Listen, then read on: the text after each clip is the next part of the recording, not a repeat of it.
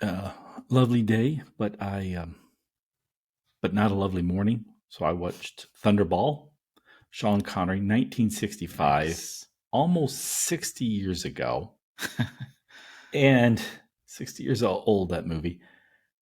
It's fantastic, but there's this short scene at the very beginning of the movie. I'm not even sure it's Sean Connery. I think it's one of the Spectre agents. Just pulls up on a street in London, 1965, just to have them show him getting out of the car and going into the Spectre headquarters. And the cars that are on that street just randomly all just look so amazing. It's like, man, those cars were just awesome. I love them. That's cool. Yeah. Probably one of the better Bond films. So Oh, that is a good one. All right, are you ready, son? I am ready to go. Hello, welcome to Hard Compound American Take on Formula One. We've just finished watching Miami Grand Prix, the second Miami Grand Prix, and the first Grand Prix in America in 2023. One of three planned. But if I and Liberty Media have our way, there will be four or five or six Grands Prix in the United States of America in the coming years. Patrick, son, you watched the race. Can I get your brief analysis and then your top five drivers of the day? Yeah, of course. I mean, it's the weekend of the new king's coronation, and I think we saw another king on track today in Max Verstappen.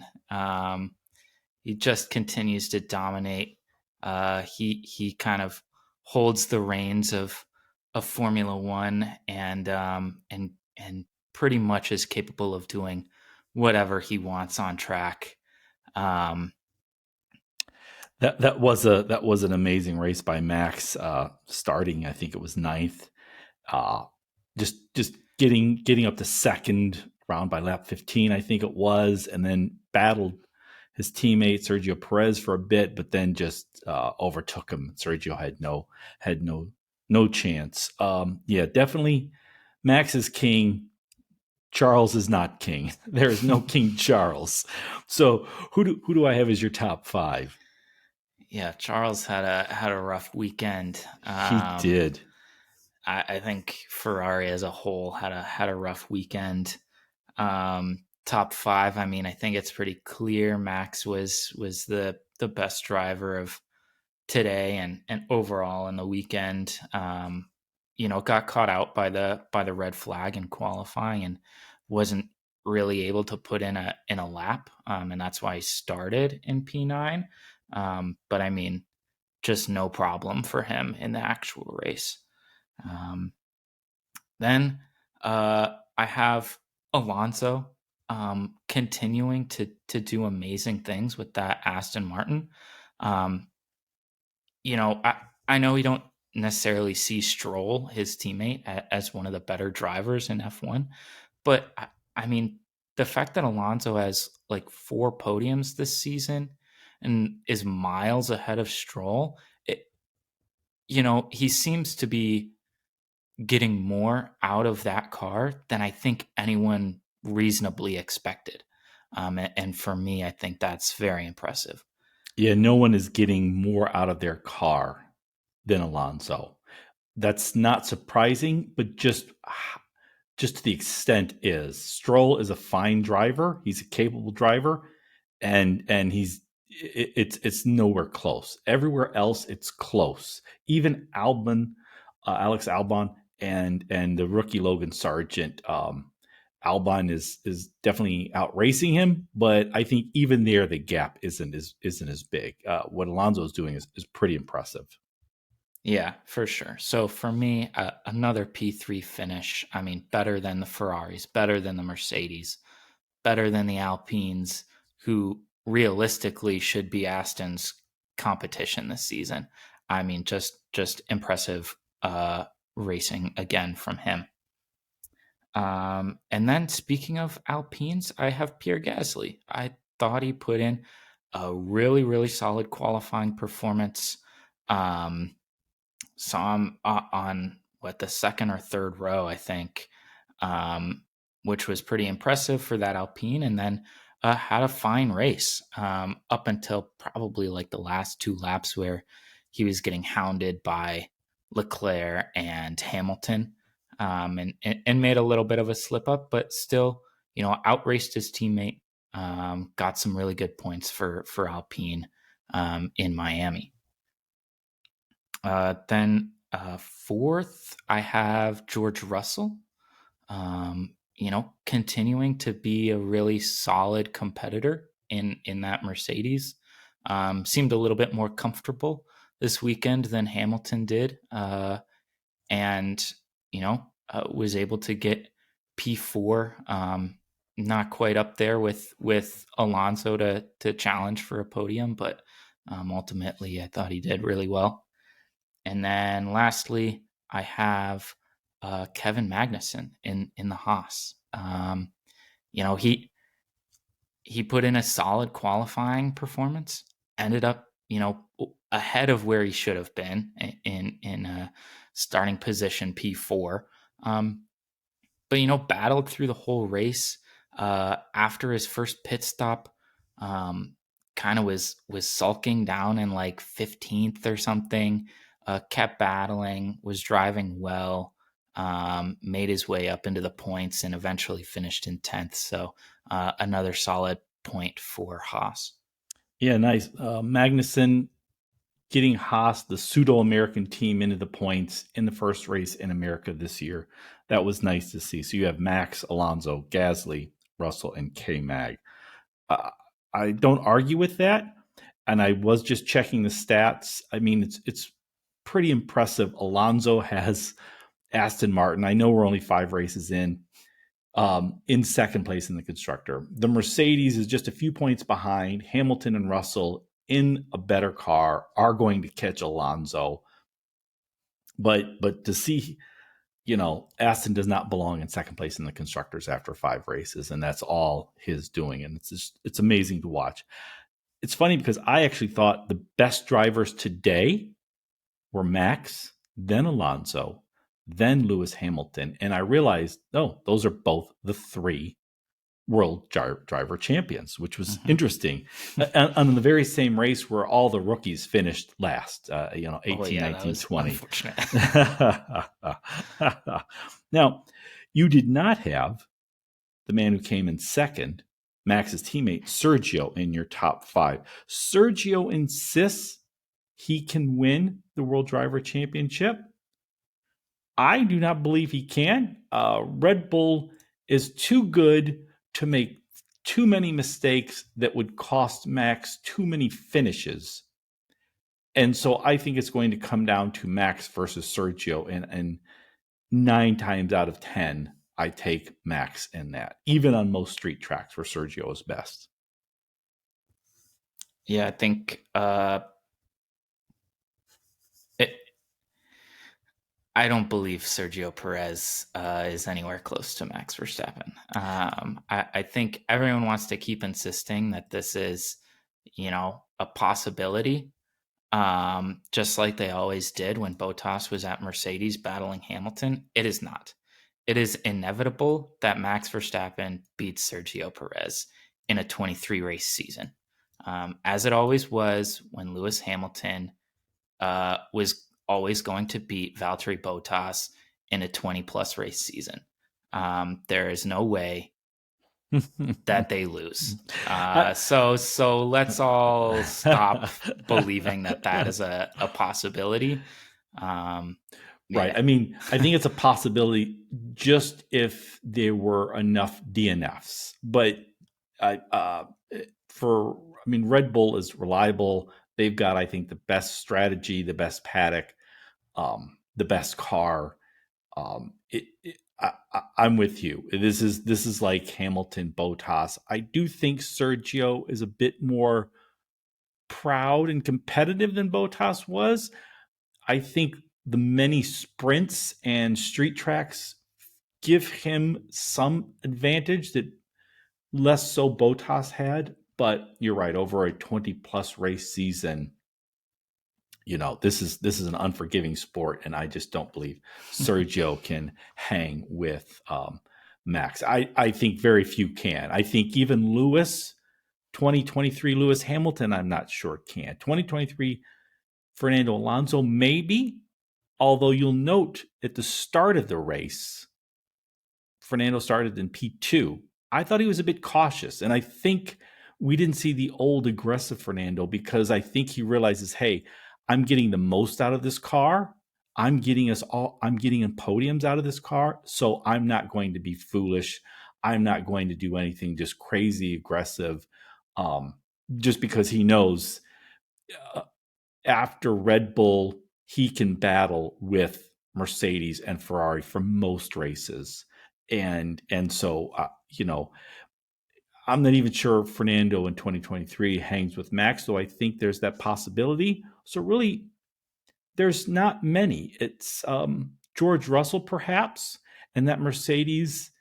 They'll come in second in the constructors. They're getting better, but it's still a distant second. But I'm not sure. I think Max is already in Russell's head. They had that incident, last week in qualifying, and Russell says, Max keeps talking about it, but I never hear Max mention it again. Russell's the one who keeps talking about it, saying, "Oh, it probably feels bad about it. He's probably thinking about it. He's stewing over it. He knows he did wrong. He shouldn't have said what he said. I'm over it. Why isn't he over it?" I'm like, "Well, I don't know, guy. You're the one who keeps talking about it." So I think George can actually maybe hang with Max, but I think Max is already in his head. Yeah, I think you're probably right. There's only really a couple of guys that in today's grid could really go down to the wire with Max. I think, yeah, it's probably up to like Hamilton and Alonso, really, if they were in the same car. Um, and then, I think like Russell and maybe Lando and maybe a guy like Gasly or Ocon. But really nobody else I think has like the fight and the tenacity backed up with like the skill that Max does, at least currently. Yeah, this is like 2015, 2016 Mercedes, where they had the dominant car, and Lewis was in that car, and no one was as good as Lewis, and his teammate was there to come in second, and we're sort of seeing the repeat of that now. Max is simply the best driver on the grid, maybe the best driver on the planet. He's got the best car. This is, I don't want to say each race is a foregone conclusion, but I think over the course of a season, winning a driver championship is almost a foregone conclusion at this point. You mentioned though, Lando Norris is someone who maybe could hang with them. Maybe, but that McLaren continues to regress. Um, you know, the big news out of McLaren last year was the firing of Daniel Ricciardo, who just, a longtime veteran. Everyone liked him, but he couldn't hang with his teammate Lando Norris. He he just didn't seem to be doing anything right. Well, they brought in the young, talented Oscar Piastri, who's doing fine, who's hanging with Lando Norris. There's no issue. It's just a bad car. That car continues to get bad. I mean, every week I see Zach Brown posing with a celebrity. Every week I see McLaren announcing yet another sponsor. But I don't know. They're a middling car at best. They are woeful. One of the biggest disappointments of the season. Um, Lando Norris is one of the best drivers on the grid. Um, Oscar Piastri is a very capable, very talented young driver. Um, and I think both of them are just like so frustrated. And there's really not a whole lot you can do as a driver to take your car that is, uh, uh, uh, I mean, a second a lap slower than all the top cars, um, and find that pace. It's not like they're racing against other guys who don't know how to race. Um, it, they're not just gonna be a second a lap faster based on simple technical ability. A lot of this comes down to the car that you're in, and that McLaren is embarrassingly bad. Um, I mean, there's really not a whole lot more to say about it. They're down, sitting there with the Williams and the AlphaTauri of the other two rookies, De Vries and Sargent. Um, that's shameful from It, a McLaren perspective. it is. They've been back in the sport for too many years now. No, nearly a decade they got back in. This is and Zach Brown's been there for years. They're not hurting for money. This is I want to do a biggest disappointment discussion a little bit later, but like McLaren really is, this is Yeah. tough. But another disappointment then is it's still early, but is Nyck de Vries. He was so highly touted. He's only a rookie, and this is a brutal sport. It's very tough on rookies, but he's been around a long time. He was a reserve driver, Formula E champion, Formula 2 champion. And he just doesn't seem to be doing anything right this year. He clipped Lando Norris, I think, at the start of this race. He spun out in qualifying many times in practice. I'm not sure what's going on there. Maybe it's just being overwhelmed, but he's another big disappointment, I think. Yeah, for sure. I think this weekend in particular was disappointing from the rookies. I mean, as you mentioned, they finished bottom three in this race, and it was tough overall for all three of those rookie drivers. But um, Piastri has been able to hang with Norris for the most part. Um, Sargent has looked shaky at times, but also like he's got some pace in him at times. This weekend wasn't great for him, but I think he's shown some promise. De Vries, pretty much the entire season, and including this race weekend, has looked absolutely lost, confused by what is happening on track in that car. Um, I think Yuki Tsunoda, his teammate, uh, through his first couple of seasons in F1, has been one of the more disappointing young drivers. And he's working his way close to the points, trying to get that AlphaTauri, which is one of the worst cars on track, into the points. And Nyck de Vries is 20, 30 seconds behind him. So, there's a big gap between those two. And Tsunoda is probably not one of the better drivers on the grid. All right. What do you have for best surprise for this race or weekend? I think best surprise probably the Haas, especially Kevin Magnussen getting into the points for that team, which a couple of years ago was basically plumb last in every single race, 19th and 20th, oftentimes not even finishing races. For them to be just competing, I think is really good to see. And for both of those drivers to be getting, points in the first 5 races of the season, I think is a pretty cool thing and a good surprise to start out this season. Nice. For me, it was Miami itself, the Miami Grand Prix, the rappers, all the celebrities, the little pre-race ceremony where they had LL Cool J introduce all the drivers. The European fans I noticed online, especially did not like this.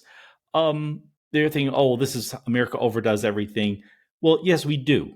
And Miami is like America on steroids. It's like, on speed and Coke Zero. That's what Miami is. And, everything's just overdone, overhyped there. But I thought it was great. I thought they did a good job. This is F1 coming to town is a big production. We say there's a lot of races. There's 20 to 23 races in a given season. That's 23 locations around the world have a race. It's like when the carnival shows up. It's got to be a big deal, a big production. You've got to get everyone's attention. I thought Miami did a really good job. It's just their second Grand Prix.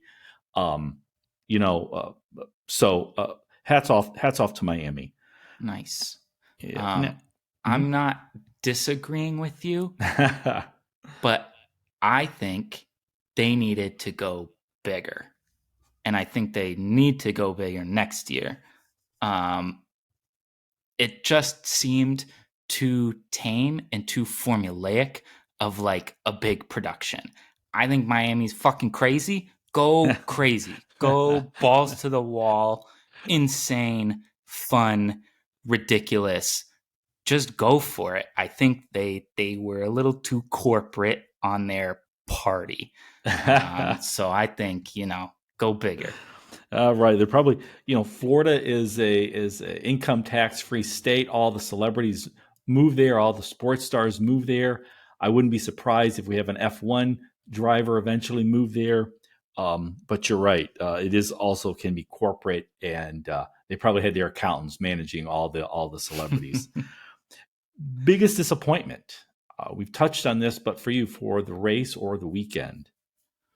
I think, yeah. So there's a few things that were a little disappointing. I think for me, one of the most disappointing things to sort of start out this season is just the racing. I'm enjoying this season so far. I think there have been some good battles, some really good surprises. Teams, all duking it out. But the actual racing on track, I think, has not been as exciting as it was last year. Cars seem to be not as good at following closely as they were last year. I think the sort of DRS has been maybe too powerful, just allowing cars to kind of breeze past, and so you don't get that really fun, exciting defense very often. And so I think there needs to be maybe again just a little sort of regulation tweak for next season to make sure that the racing is as compelling and exciting as it was last year, because I thought last year was just awesome. Oh, interesting. This was, I thought, a fun race, so I did not have that as a disappointment. My disappointment is sort of an ongoing one. It's with Charles Leclerc. Another poor weekend, another poor race. I know he's frustrated with Ferrari. Everyone sort of is spreading rumors that he wants to go to Mercedes. I don't believe that. I think he loves Ferrari. That's his team. That's who he wants to drive for. I could excuse a lot of his errors last year. I think he knew he didn't have a car as good as Red Bull, and so he would just go all out in practice, in qualifying, in the races, go all out. And that sometimes caused issues. But the car is the car. You have to understand what it can do. You have to understand its limitations.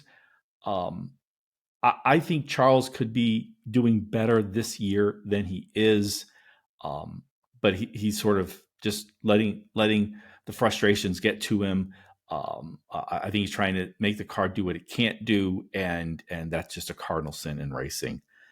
So I've got Charles, and to some extent Ferrari, down as my biggest disappointment. However, I thought of another one because this is the first race this year in America, and F1's popularity just continues to grow leaps and bounds in America. but we still don't have much of an American presence. We do have the 3 races. The Haas team has just a small presence in America. They are, I would imagine, have more non-American employees employed outside of America than they do here. There's just one American driver, Logan Sargent, and he was forced to go at a young age to really race in Europe if he wanted to reach his F1 dreams, which turned out to be a great decision, but he couldn't have done that had he stayed in America. So I think my biggest disappointment is how F1, as much as it's being Americanized, still has a long way to go. So we saw the podium. We're getting used to this podium. Max, Sergio, and Alonso. Who do you have on your virtual podium? Let's see. I have a couple quick ones, I guess. The first one was very funny. I was tuned in watching the pre-race. Martin Brundle likes to do his grid walk, where he kind of walks down on the grid where everybody's gathered and interviews celebrities and different people that are down there. I thought it was very funny when he ran into Sir Jackie Stewart, and Martin was trying to get Roger Federer's attention, who was like down somewhere. It was all like roped off. There was security. They weren't letting people through. They weren't letting Jackie Stewart through. But Jackie Stewart didn't care. He walked through. Security's trying to grab this old man. He's like over 80 at least, I think. Yes. And Jackie Stewart ran over to Roger Federer, got his attention, and said, "Hey, Martin Brundle wants to talk to you." As security's like grabbing this old man, I probably not having any idea that it's Sir Jackie Stewart, one of the most iconic F1 drivers of all time. Right, the temporarily employed Miami security Yeah. guard probably had no idea who that little guy was. Anyways, Sir Jackie Stewart is on my virtual podium because that was very funny. That's a good one. I would have to nominate him for that as well. Mine was the Jumbotron. Midway through the race, we saw the radio message from Alonso, and it said something to the effect of "nice move by Lance on turn 12," for example. And Crofty was, the announcer was like, "Well, how the hell would he even know that?" And Martin says, "You know what? I think somehow he's looking at the big screen as he drives past it at 200 miles an hour." And then they kept talking about it, and they're like, "Oh my God, I think that's actually what Alonso is doing. He's racing and still watching television at the same time." So maybe Alonso deserves a special spot on the podium, but that's not how the virtual podium works. So it's going to the Miami Grand Prix Jumbotron. Nice. Okay, switching to the soft compound. We almost pulled a Ferrari there, Patrick.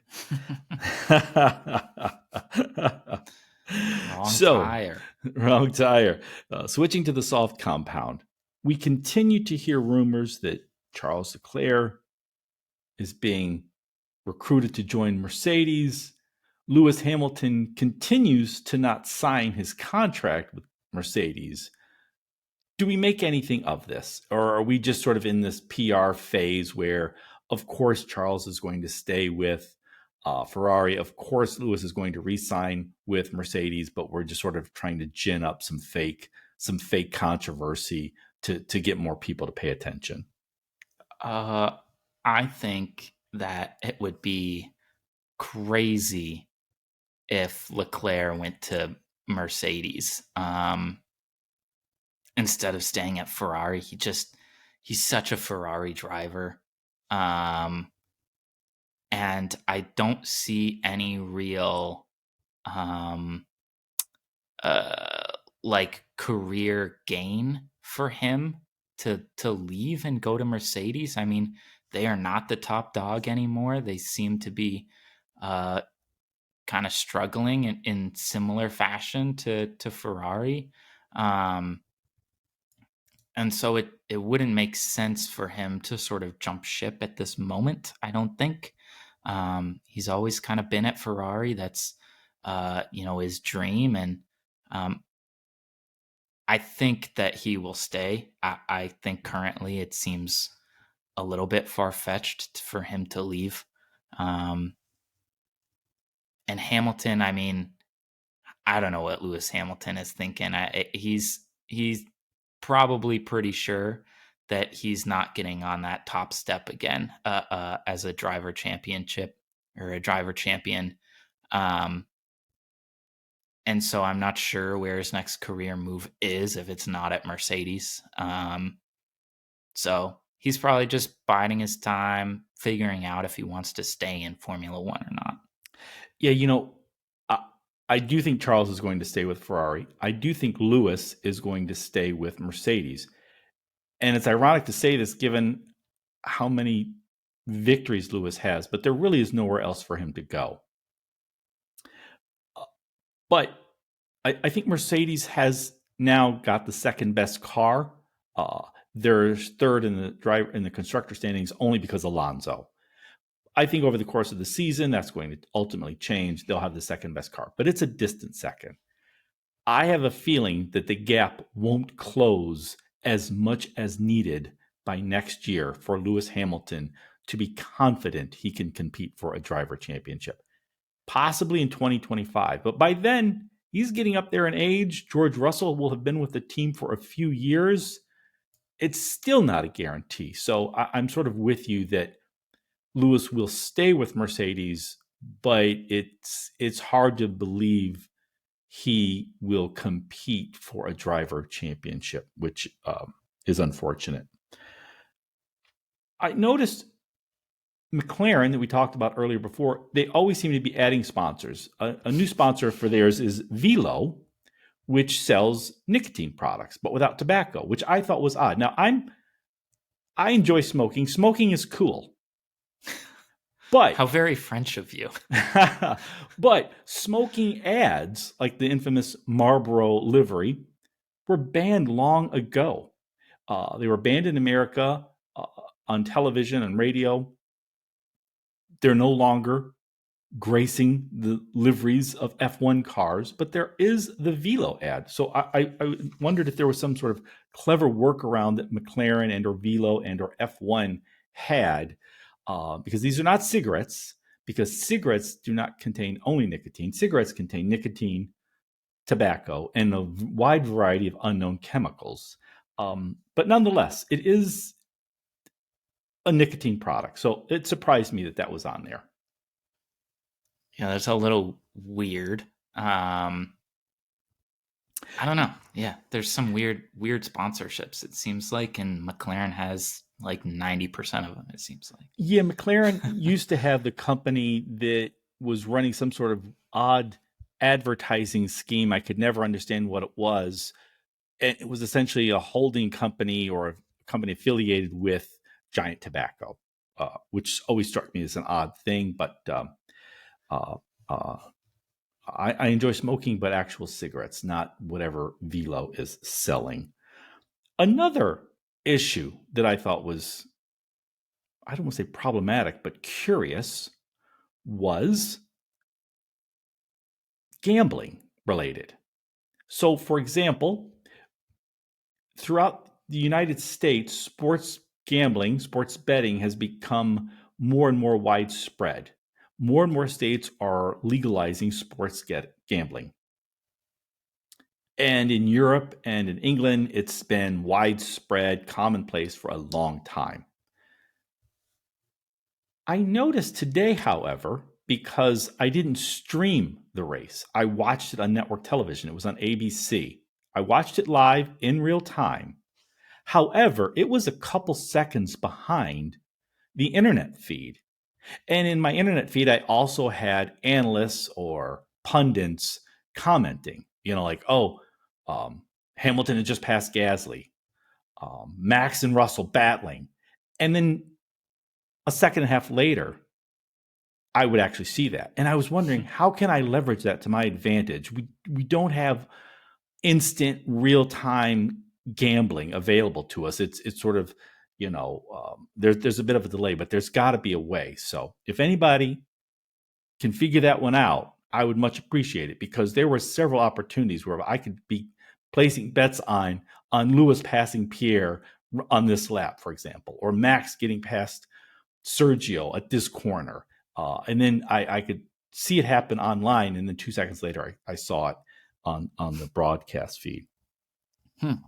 I don't know. Call up Biff Tannen, maybe. Like, it's the only Is that advice the I have for you. is that the Back to the Future guy? Yeah. Oh, nice, nice. Maybe I should. That would be very helpful. On the grid walk, Martin Brundle walked into, I think it was Michael Andretti, whose Andretti family and slash team are partnering with General Motors, I think Cadillac in particular, to get a team in F1 by 2025. I think this is going to happen because I think F1 wants more money, more teams, more involvement. And it appears from what we were reading that the Andretti group have the money needed.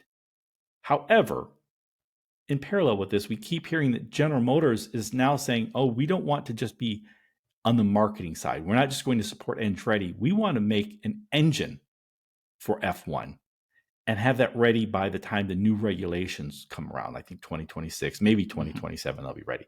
Do we think that's going to happen? It's hard for me to imagine General Motors, which makes all of its money off of big American pickups and SUVs, having an F1 Engine Works team. What do you think of that? I think the only way that happens is if, uh, well, I think it's plausible, because of the like Ford Red Bull connection. I think GM doesn't want to fall behind in any space, in terms of automotive engineering and advancement. And so I think it it is plausible. I'm not convinced as of yet, but I think it's reasonable to assume that that could happen, which, frankly, I think would be very cool. It would be awesome. And I've also noticed that even if, for example, Marlboro ads are no longer in F1 cars, we now have Velo ads. F1 is going not just global, it's trying to both go global and upscale. It's going for aspirational brands, it's going for the big money, the big margins. It's sort of trying to be Apple. And General Motors is not necessarily an aspirational brand, but Cadillac is, or at least was. And if they could link Cadillac to that, it could happen. General Motors also is, I think, astutely using its big margins from pickups and SUVs and funneling billions into, electric vehicles, for example. I think they might be too far behind. It's not what they're good at, but hey, I'm all for them trying it. So I could see it happen. Plus, we keep hearing more rumors. I think even Gunther Steiner at Haas mentioned this of F1 sort of taking control of IndyCar and having that sort of be like an American feeder series, a minor league for F1, or just having a real strong relationship with that and sort of helping the sort of Americanization of F1. So, all these things combined, I could see this happening. Yeah, I think that would be very cool. I think we've said it a number of times about IndyCar becoming, or partnering in a sense with F1, and becoming kind of a feeder series into that sport. But I think, yeah, Chevy is one of the main engine or power unit providers in IndyCar. And so I think, GM has some experience in terms of providing power units to racing series. So I think it's possible that they do the same for F1. Across the line, that is where we predict the results for the next race. The next race is in 2 weeks in Italy. Last year, Imola, it rained and then it got dry really fast, and that sort of made for a bit of chaos, a lot of fun racing. I wrote down here in my notes that Max, Sergio, and Lando all made the podium. So across the line, we predict the results for the next race. If we get a driver correct, that's 1 point. If we get the driver in the correct spot, that is 3 points. Patrick, what are the current standings for across the line? I always mess up the explanation of it, but we predict the top 5, 1 point if the driver is in the top 5, 3 points if we get them in their correct spot in the top 5. Yep. After this week in Miami, you are leading by a total of 7 points, 25-18. Okay, well that's good for me, and I think we're doing better than last year. Last year we were pitiful at across the line. Okay, so you go first. Who do you think will win at Imola? Imola.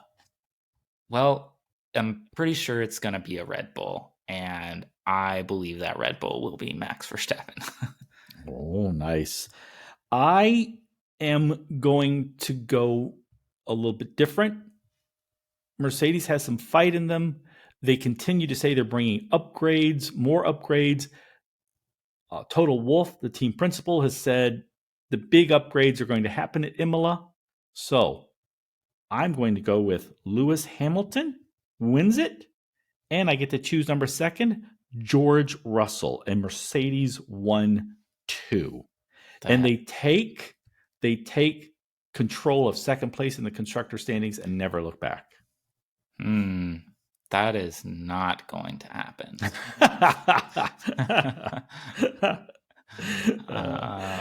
Yeah. They are not fast enough, I don't think, in a straight line to compete at Imola. But that remains to be seen.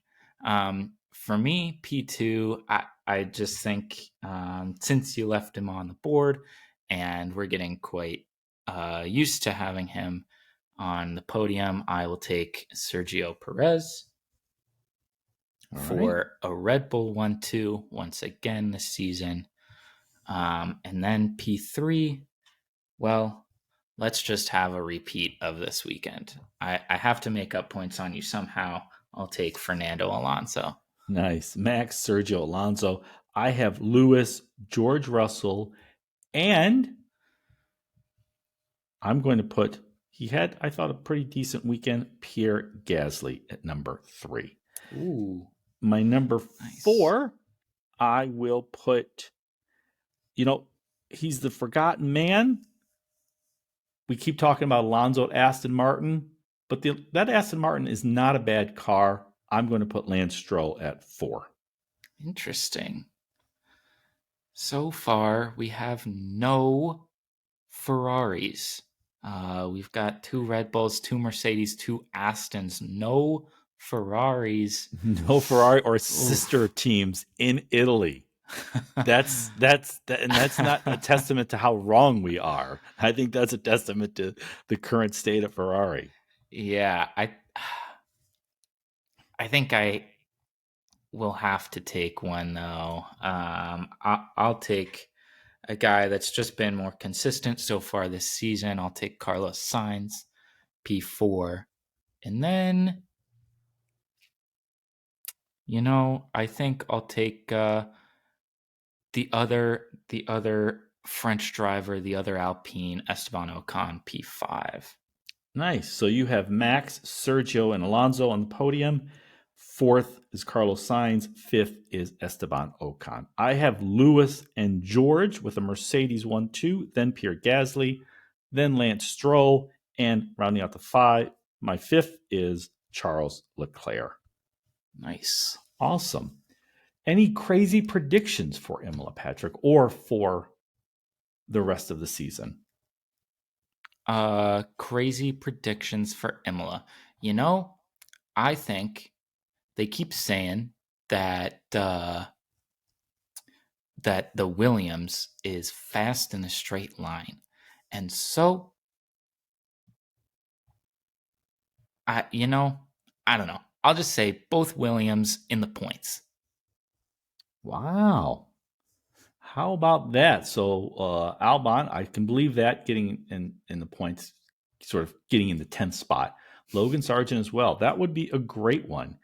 I don't have one for the next race. No crazy prediction. My crazy prediction is, now we've talked about F1, we've talked about Indy. Romain Grosjean left F1. He was unceremoniously fired by Gunther Steiner at Haas. And he's been tearing it up in Indy, I think. No wins yet, but this season he's had a couple second place finishes and has looked really good, except for when he pulls a Grosjean, which happens every few races.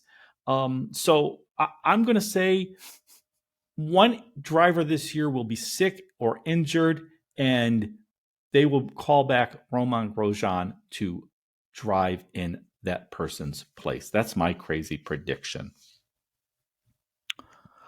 All right. I want to remind our listeners, send your questions or comments to hardcompoundpod@gmail.com. We may read them on the show. We definitely will read them.